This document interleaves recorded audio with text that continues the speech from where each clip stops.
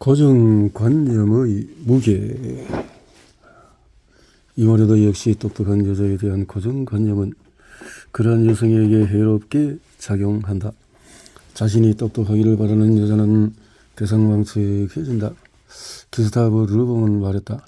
남성적인 환경에서 똑똑한 여자는 자신의 여성적인 본질을 잃고 그 정반대의 모습을 띈다는 것이다.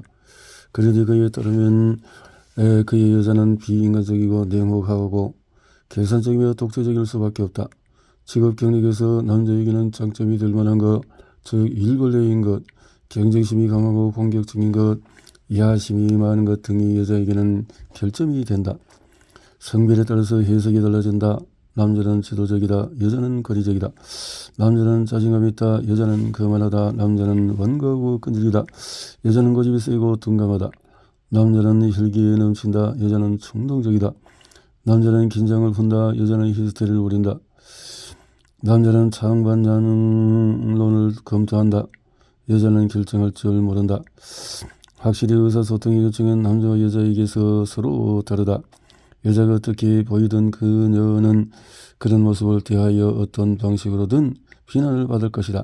대화 분석 전문가인 미국의 언어학자 데브라 테너는 전통적으로 보다 더 여성적인 방식으로 고음과 상승 어조를 사용하고 더 부드러운 음량으로 말하는 여자가 처음으로 말하는 여자보다 덜 유능하게 인식되었다고 지적했다. 여자가 지나치면은 상냥하면은 그 건의가 문제시 된다. 여자가 너무 단호하면은 위에서 말한 것처럼 똑똑함이 부정적인 방식으로 해석된다. 여자는 둘 사이에 무언가를 찾아내야 한다. 시리허 스트베트는 로리 러드먼과 피터 글릭이 실시했고 다음 같은 말로 끝나는 어떤 연구를 인용한다. 여자가 상냥해야 한다는 명령은 여자가 거기에 따르지 않으면 여자에게 불이익을 주는 암묵적인 조건의 한 형태다라고 결론한다. 여자는 받아들이기 위해서 자신의 상냥함이 자신의 야망과 능력을 보충하게끔 해야 한다.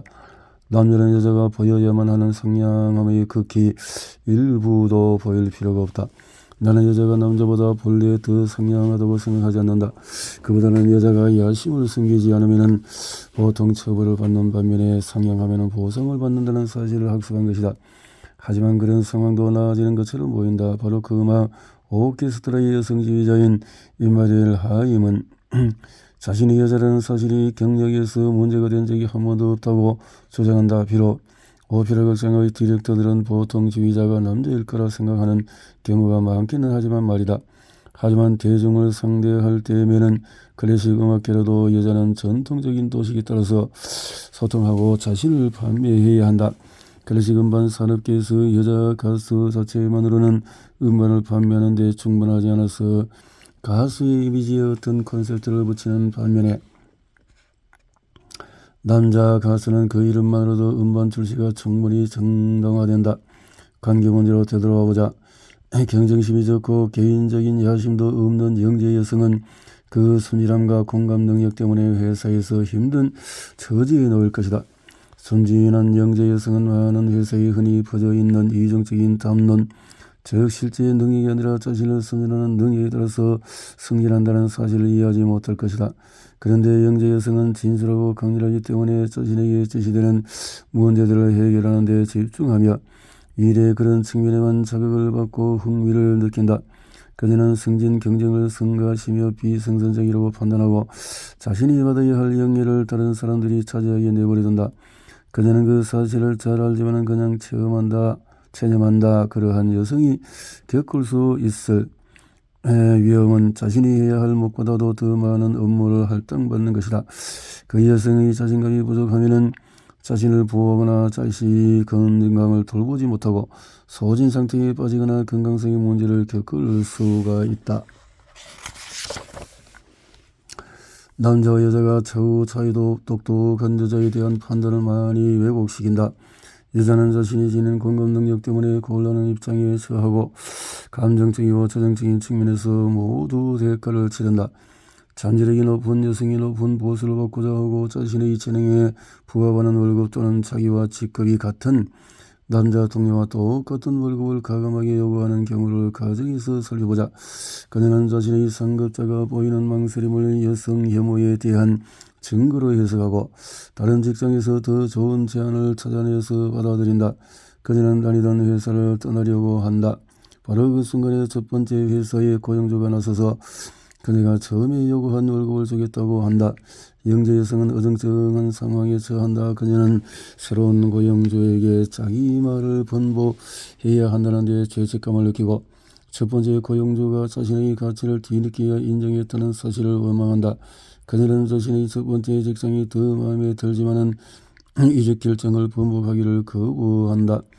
이를 다른 말로 표현하면 그녀는 단지 협상에 불과한 사안에 감정을 개입시킨다. 똑똑한 남자였다면 고용주의 새로운 임금 제의를 압박의 수단으로 삼아서 상급자가 자기에게 보조를 맞추거나 자신의 요구를 들어주도록 만들었을 것이다. 그런 다음에 자기에게 가장 알맞은 자리를 선택했을 것이다. 그녀는 자신의 지위가 계약직으로 불안정한 어느 연구소를 떠나 제약업계로 직장을 옮긴다. 몇 달이 흐른다. 예전 일한 연구소에서 그녀에게 연락해서 기초과학 연구를 할 정규직 연구원 자리를 제시한다. 그러자 티나는 현재 다니는 회사의 고용주에게 죄책감을 느낀다. 그녀는 그 회사에서 받는 처우도 좋고 임금 수준도 좋지만은 업무의 성질상 자신이 필요로 하는 지적인 자극을 받지 못하는 상태다. 티나는 망설인다. 남자가 그녀의 입장에 놓였다면 그는 무엇보다도 자신의 만족감을 먼저 생각했을 테다. 티나는 결국 아버지의 조언을 따라서 다시 연구소로 돌아갔다. 끝으로 완벽주의 역시 영재 여성에게 불리하게 작용한다. 영재 여성은 한 번 실수를 하면 다른 일로 넘어가기가 무척 힘들어한다. 그녀는 저지른 실수를 꼭 씹으며 자신을 질책한다. 여자 변호사들과 금융계에서 일하는 잠재력 높은 여성들은 가끔 그런 상황을 언급한다. 영재 여성은 그런 상황을 주변에 이야기하면서 자신을 비난한다. 그 막다른 길에서 벗어나고 자기 자신에 대한 부정적인 말을 계속해서 반복하지 않는 일이 매우 중요하다. 성공한 어느 영재 여성이 나에게 틀어놓은 것처럼 말이다. 내가 만일 비판받을 때마다 매번 거기에서 회복되느라 며칠을 보내야 했다면 나는 직장에서 아무것도 이뤄내지 못했을 거예요. 나 자신을 그렇게 비판하는 이런 시간과 에너지 낭비일 뿐 아니라 다른 사람들이 그렇게 불평하는 여자를 인식하는 방식도 영향을 미친다. 그 사람들은 실수를 실수보다 더 심각하게 상상할 위험이 있다. 내가 이미 적었다시피 직장 세계는 영재를 괴롭히고 그들에게 환멸을 느끼게 할 만한 것들로 가득하다. 잠재력이 높은 여자에게는 더욱 그렇다고 해도 그러한 여성은 남자와 똑같은 방식으로 대응하지 않을 방법을 찾아낼 수가 있다. 나는 각별한 관계를 맺을 필요가 있어요. 내게는 고독이 참으로 끔찍하죠. 나는 어떤 팀하고 관계를 맺고 공동체를 만들어낼 필요가 있죠. 지도자의 위치에 있는 뛰어난 여성의 특징 중에 하나는 집단에 관심을 갖고 팀의 만족감을 중시한다는 점이다. 그 여성은 관계가 부족한 곳에 관계를 만들어낼 줄 안다. 이러한 점에서 셀린 포레스터가 자신이 다니는 회사에 표현한 내부 간행물을 올리지 않을 수가 없다.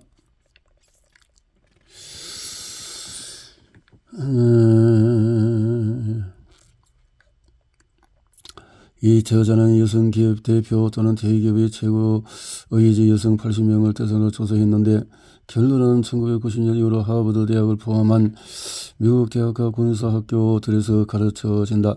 저자가 여성의 고유한 장점으로 지적하는 것은 공동체에 돌아갈 이득을 중시하는 마음과 다양성을 감안하는 태도다. 미국에서 매우 중요한 이 두 단어 공동체와 다양성은 인간적인 가치들을 포함하며 이러한 인간적인 가치는 오늘날 새로운 기업들에서 중시된다. 여자는 영감의 원천이 된다. 왜냐하면 여자는 무슨 행동이든 착수하기에 앞서서 자기 회사의 직원들에게 미칠 여파를 검토하기 때문이다. 그것이 나에게 무엇을 가져다 주는가라는 질문은 제기되지 않는다. 여자는 가족의 어머니로서 지닌 온정을 직장 세계에도 적용함으로써 회사에 기여한다고 한다. 여자가 귀 기울여 듣는 자질 역시 장점이다. 여자는 모든 사람의 말을 경청하기 때문에 경영자로서 좋은 결정을 내리고 자신의 협력자들과 자신이 관리하는 직원들의 가치를 높인다. 그 여성들은 모두 기업의 위계의 원칙이 타당한지 의문을 제기했다고 한다. 그들은 더 유연하고 빠르며 직원들에게 더욱 건강한 의사소통의 길을 열었다. 바로 그러한 기업 조직 방식이 가파가 성공을 거둔 것이다. 페이스북, 애플, 가파라는 것은 구글과 애플과 페이스북과 아마존. 하지만 그러한 방식을 여성적으로 특징 짓는 용어는 아직 사용되지 않는다. 이는 여자에게 남성적인 특질을 부여하는 것보다 남자에게 이른바 여성적인 특질을 부여하는 것이 여전히 더 불리하다는 증거다. 셀리 헬리게슨이 열거하는 경영 방식에서 여성이 지닌 장점들이 나뭇가지 모형으로 뻗어가는 사고를 비롯한 영재의 특징들과 교차한다는 사실은 흥미롭다. 그저 내린 결론은 프랑스 여성에게도 적용이 가능하다. 최고 경영 여성들은 같은 직위의 남성들보다 사업 문제를 보다 총체적인 방식으로 다루고 어떤 주제에 대하여 더 많은 정보를 수집하고 세부를 더 빠르게 연결짓는 경향을 갖는다. 그러한 여성들은 더 많은 변수들을 검토하고 어떤 결정을 내릴 때 더 많은 대안과 그로 인한 영향을 감안하여 더 많은 관점을 염두에 두고 더 여러 가지 실행 방식을 검토한다. 여성들은 통합하고 일반화하고 종합화한다. 평균적으로 여자는 남자보다 더 많은 모험을 용인하는데 이는 아마도 그들이 어떤 상황에 개입되는 요인들을 더 많이 감안하기 때문일 것이다. 여성들이 다는 그렇지 않지만 그런 감성이 있다는 거죠. 나는 페미니즘인 투쟁에 나서려는 생각이 전혀 없다. 하지만 전통적으로 어떤 가치들을 여성적이나 남성적으로 특징짓기 때문에 경영하는 일부 방식들은 효율적임에도 불구하고 실시되기까지 오랜 시간이 걸렸다는 사실을 부인할 수가 없다. 정신의학자이자 페미니스트인 밀러는 우리 문화에서 책임감, 연결, 포용이라는 가치들이 미국 문화 그리고 간접적으로는 프랑스 문화도 찬양하는 경향이 있는 고독하고 강건한 영웅이 보이는 특징에 비하여 낮게 평가되어 왔다는 사실을 애석해야 한다. 나의 여성 환자 중에서 한 명은 최근에 이를 불평했다. 나는 직장에서 내가 원하는 팀을 갖지 못해요. 그들이 인간적인 야심을 가졌으면 좋겠는데 개인만 찾아볼 수 있을 뿐이죠. 과도한 개인주의는 남녀 모두에게 함정이다. 이는 스트레스와 정신적, 신체적인 질환을 유발할 수 있다.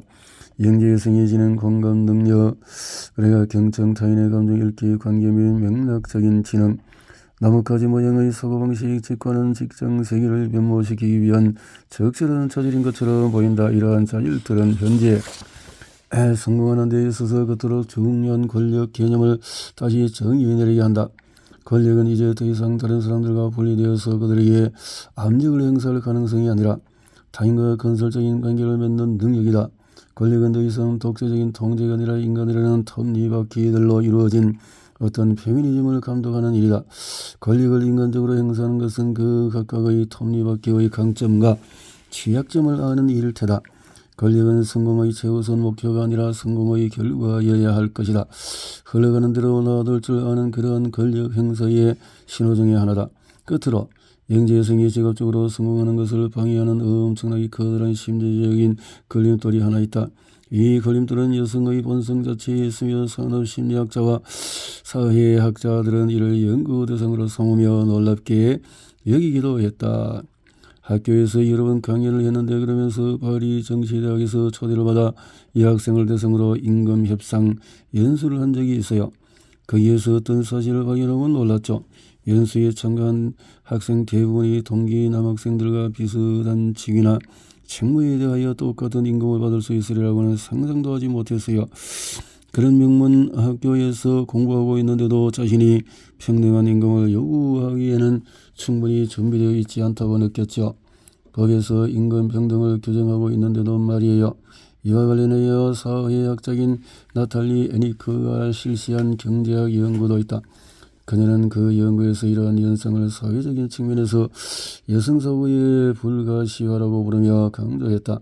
그녀는 이러한 유리천장적 여성의 개념적인 연구 작업을 엄밀한 의미에서 지적으로 인정하지 않는 상황을 규탄했다. 아니 그는 영재 여성이 처한 딜레마, 즉 여성으로서 자신을 분명히 드러내는 것이 아니라 자기가 여성이라서 가시가 되지 못하는 것을 거부해야 하는 입장을 분명히 드러낸다. 이러한 여성의 불가시화 문제는 회사와 직업적인 관계에서 영재에게 특히 점지하게 제기된다. 심리치료는 그들은 지장을 처리하는 그러한 심리적인 걸림돌을 극복하는 좋은 방법이다.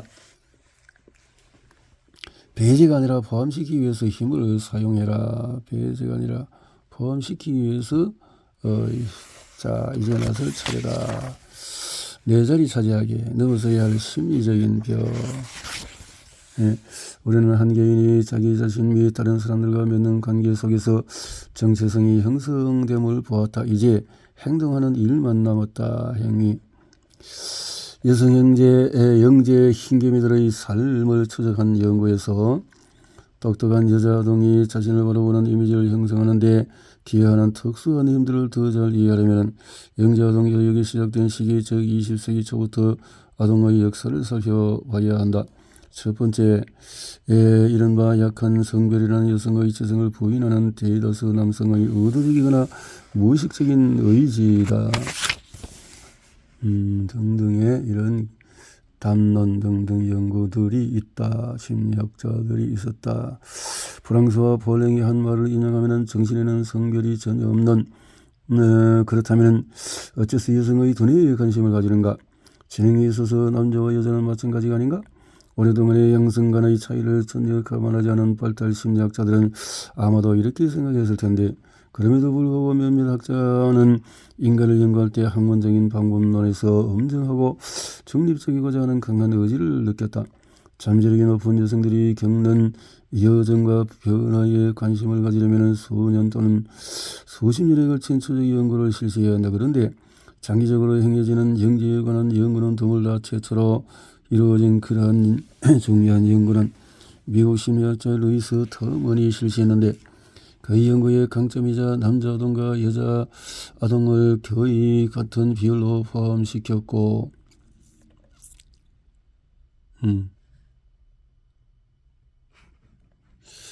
남자 영재 아동과 마찬가지로 성별을 구애받지 않고 자신의 미래가 영웅적일 것이라고 상상했지만은 그 아동들은 일단 어른이 되자 터먼과 보조 연구자들은 연구할 때 남녀의 커다란 차이를 감안하고 남녀가 거치는 여정을 따로 분리해서 평가해야 했다.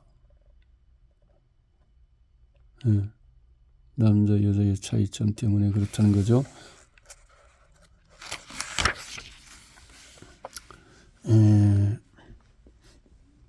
여성의 잠재력이라는 주제는 제2차 세계대전 이후에 다시 관심의 대상이 되어졌다.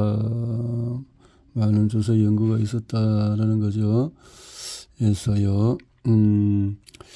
그래서 21세기 똑똑한 소녀들 스마트 걸스 인도 21st 센처리에서 페미니즘이 운동의 한창 활발한 시기가 65년에서 89년인데 태어난 영재 여성 세대가 똑같은 어려움을 겪는다고 전한다. 청소년기에 그들은 냉소적이고 반항적이며 독립적인 모습을 보였다. 그들은 무언가 반대해서 이 일을 제기할 수 있기를 원했지만 어른이 되었을 때는 더 이상 반박할 이유가 없는 것처럼 보였다. 그들은 자신의 어머니 세대가 싸워서 얻어낸 것들을 모두 누릴 수 있었다. 그들은 너는 어른이 되면 원하는 사람이 될 수가 있어 라는 말을 들은 최초의 여성 세대였고, 그 어떤 직업도 그들에게 금지되지 않았으므로 원하는 직업 경력을 쌓을 수 있었다. 하지만 모든 것을 가질 수 있고 완벽해져야 한다는 압박은 엄청났고 많은 여자가 자신의 실패를 관리할 줄을 몰랐다. 지금 그 소녀들은 40살이 되었다. 그들은 결혼했고 또 이혼했다. 어떤 이들은 다시 결혼해서 흥미와 책임감, 즐거움을 함께 나누는 파트너와 행복하게 지낸다. 다른 이들은 독신이고 자신의 전문 분야에서 큰 기여를 하고자 한다. 그 영재 여성들은 직업적으로나 경제적으로나 자신보다 나은 위치에 있는 남자들과 자신을 비교하며 자신이 유리천장에 부딪힌다는 사실을 깨닫는다. 또 어떤 여성들은 자녀를 양육하기를 선택해서 자신이 받기를 원했던 교육 방식으로 자녀를 열정적이고 활발하게 양육하고 있다. 루이스 터먼이 연구한 영재 여자 아동들보다도 20년 또는 50년 뒤에 태어났어도 그 여성들은 앞선 세대 여성과 거의 비슷한 처지를 겪었다. 그들은 타협했으며 상황에 자신을 맞추었다. 미국에서 장기간에 걸쳐서 실시된 그 연구들은 영재 여성들에게서 어떤 직업에 종사하려는 욕망이 강하게 나타나고 점점 더 커진다는 사실을 보여준다. 그렇지만 그들은 가족을 이루려는 욕망도 포기하지 않는다. 1998년에 출간된 형제성에 관한 글 모음집에는 잠재력이 높은 여성과 그들의 열망에 관한 여러 연구가 인용되어 있다. 가족생활의 중요성은 전반적으로 감소했지만 말이다. 그들은 자신의 직업 경력이 친구보다 더 중요하다고 강조했다. 1985년에 실시한 어느 연구에서는 대학에 등록한 영재 여성의 97%가 결혼하고 자녀를 최소한 한 명 가질 의도가 있다는 사실을 보여주었다. 그들은 모두 예외 없이 졸업한 후에 일할 생각이었다.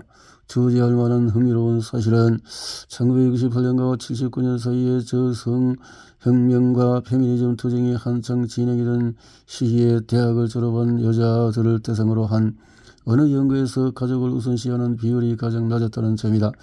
이런 개인의 욕망이 사회의 전반적인 움직임에 영향을 받는다는 뜻일까? 나는 그렇다고 생각한다. 프랑스에서는 여성이 어머니면서 경제적으로 독립했으면 제대로 된 삶을 살았다고 생각한다. 이러한 모델은 지금까지 잠재력이 높은 여성에게도 적용이 된다. 자녀를 낳지 않겠다는 선택은 아직 영지 여성들에게서 드물게 나타난다. 이해를 한다는 선택이 반드시 부부 생활이나 자녀, 가정생활을 포기하게 만들지는 않는다. 우리는 뒤에서 그들이 어떻게 이러한 소망을 이뤄내는지 살펴볼 것이다. 뛰어난 여성들이 원하는 것은 오늘날 높은 잠재력을 지닌 여성들은 무엇을 원하는가?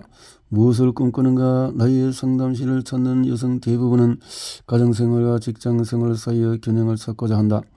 나의 여자 환자들은 조화를 이루려는 소망을 매우 자주 말한다. 그런데 조화는 무엇인가? 그것은 전체를 이루는 부분들이 이루는 적절한 비율이다. 오늘 여성들은 자기 삶의 여러 다른 측면이 구역되고 나누어 그 사이에 자신이 여러 조각으로 갈라져 있다는 느낌을 받는다. 여성의 영재성과 똑똑한 지위는 시간의 흐름과 긴밀한 관계를 맺는 개념들임을 앞서 살펴보았다. 균형을 찾으려는 것은 여성 잡지의 소재에는 등장하지만 남자 영재들의 걱정거리는 아니다. 남자 영재는 자신이 느끼는 도덕감, 다른 사람들과 풍성한 관계를 맺지 못하는 것, 자신이 살아가는 사회의 구조를 이해할 수가 없고 사회가 여러 측면에서 위선적이며 거기에서 제자를 찾지 못한다고 불평한다.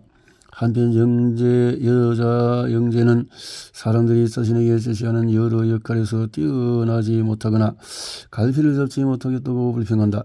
그 여성 중에 다수는 자신이 서로 모순되는 두 가지 욕망, 즉 자신을 성취하려는 욕망과 가정을 꾸리고 덜어오르는 욕망을 동시에 지님으로써 덫에 걸렸다고 느낀다고 나에게 말한다. 그들은 남성적인 직업 경력에서 승승장구하는 바지 정장 차림의 슈퍼우먼 이미지에 또 완벽한 어머니, 완벽한 아내, 완벽한 연인의 이미지 사이에서 둥둥 떠다닌다는 인상을 받는다. 남자는 그와 같은 도전에 노출되지 않는다. 사람들은 남자에게 직장과 남편 및 아버지 역할 사이에서 균형을 찾았느냐고 묻지 않는다. 그에게는 자신의 생활에 필요한 비용을 댈 의무와 성공할 의무가 있다.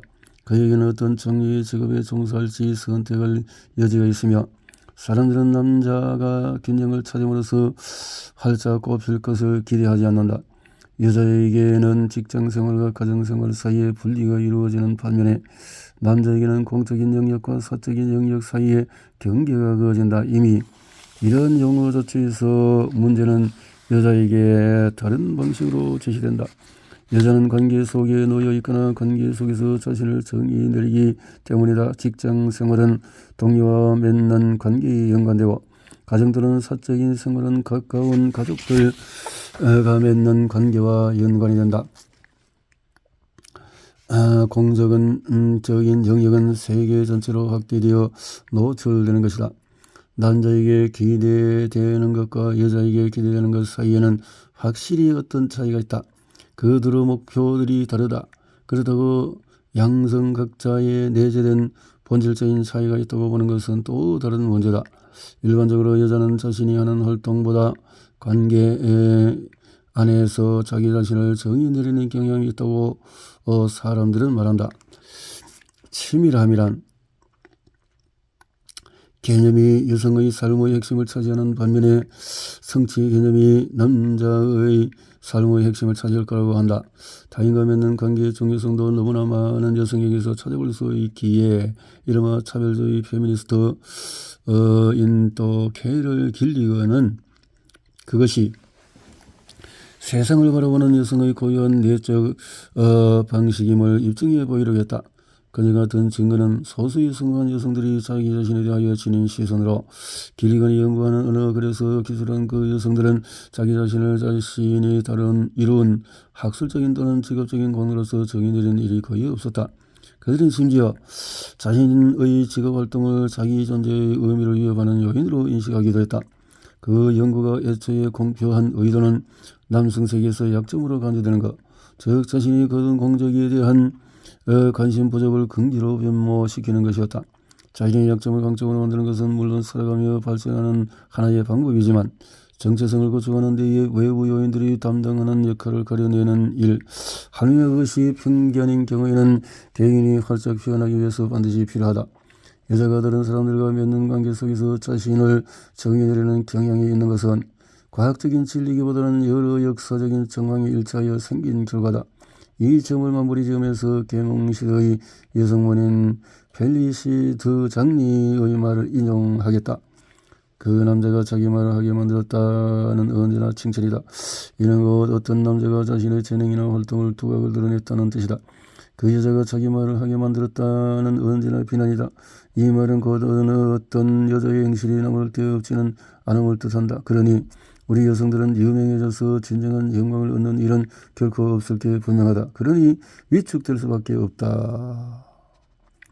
오늘날 여성이 겪는 가장 큰 어려움은 수세기에 걸쳐 역사의 결과라고 본다. 여성은 평등을 추구하는 투쟁에서 남자와 똑같은 처우를 요구할 권리를 얻어냈다. 그 처우가 특별 대우라는 말은 아니다. 또 여자는 과거의 투쟁에서 쟁취한 것들을 거부할 권리가 없으므로 현재 여성은 모든 이상들이 한데 응축된 단계에 와 있다. 충만한 삶을 사는 여자는 출세주의자의 모범적인 어머니로서 무르익은 성생활을 누리며 가능하면 날씬하고 예쁠 거라고 생각되는 것이다. 이러한 이상은 현장의 현실로 표현되어 오늘날의 여성은 여러 방향으로 뻗어가는 관심사에 대한 의무 또한 지닌다. 잠재력이 높은 여성은 모든 방면으로 열려있고 그렇기 때문에 그 하나하나의 움직임에 부름에 갈갈이 찢기고 노출되어 있으며 예민하다. 그에 대한 증거로 다음 증언을 넣을 수 있다. 업무 노릇과 직장일을 타협시키는 일은 참으로 힘들어요. 나는 가끔 막연한 공포를 느끼죠. 이렇게 두 가지 생활 사이를 끊임없이 오가는 일에 덧붙여 여자가 남자보다 더 자주 떠안는 가사일로 인한 정신적인 부담 때문에 느끼는 피로가 더해진다. 이 개념은 사회학에서 상당히 최근에 대두했는데 이런 사적인 생활의 의무들과 연관된 인지적인 정신적인 부담으로서 직업생활을 끊임없이 침해한다. 만화가 엠마가 인터넷에 연재한 만화 부탁했어야지가 얼마나 사랑받았는지 보아도 이 문제가 얼마나 널리 퍼져 있는지 알 수가 있다. 프랑스에서 부부 생활을 하는 여자가 집안일의 50% 이상을 지속적으로 책임진다는 사실을 알고 있을 때 가정생활과 직장생활을 행복하게 영위하려면 무선 협상을 해내야 함을 쉽게 짐작할 수가 있다. 집에서는 항상 뛰어다녀요. 애들 아빠는 나보다 일찍 들어오지만은 아이들을 챙기지 않아요. 매년 연초면은 소진 상태에 빠지죠. 벼랑간 아침에 일어날 수가 없어요. 완전히 기진맥진해서 하루 종일 울고 다니죠. 물론 자기 삶에서 균형을 찾으려고 고군분투하는 이런 모든 여성에게 주어진 몫이다. 단 그러한 긴장은 영지 여성에게 각별히 심하다. 영지 여성에게 있어서 생활의 모든 영역에서 모범적이어야 한다는 것은 학교에서 영재 여자 아동들로 모든 과목에서 1등이어야 한다고 요구하는 것과 같은 압박이다. 영재 여성은 완벽주의자이고 자기 자신에 대한 기대 수준이 매우 높기에 여러 상황을 상대하여 적당히 바라보기 무척 힘들어하고 현대 여고대는 여러 가지에 직면하여 쉽게 공황 상태에 빠질 수가 있다. 모든 영역에서 동시에 이른바 우수함에 도달하거나 살아가며 모든 측면에서 지속적으로 완벽하고 균형을 유지하는 이런 신화에 불과하다는 사실을 깨달아야 한다. 영재성은 모든 면에서 훌륭해지려고 하지 말고 자기 삶을 이루는 가장 중요한 영역에서 필요한 힘과 자원을 구하도록 신경 써야 할 것이다.